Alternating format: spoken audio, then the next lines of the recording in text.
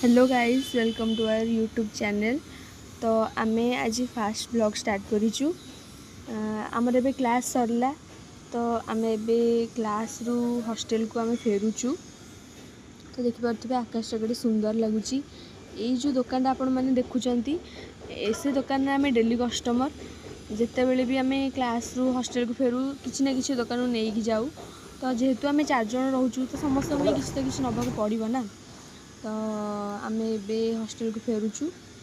ये थंडाटा आमको बहुत भल लगे। आपण मानक कौ थंडा भल लगे सीटा आप कमेंट रे जनातु।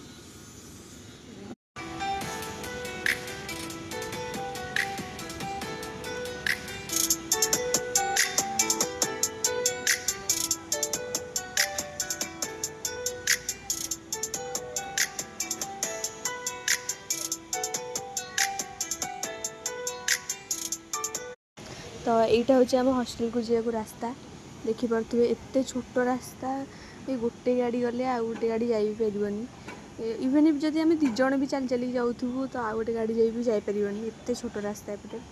तो देखिपे यहाँ हूँ आम हॉस्टल। ये हॉस्टल आम रहू। आम ए आम रूम को जाऊँ।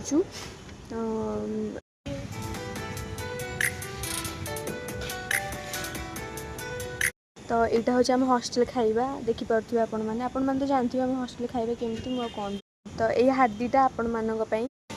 जदि आपण मानक आम वीडियो भल लगी तो like comment share and subscribe करदे। रही जय जगन्नाथ।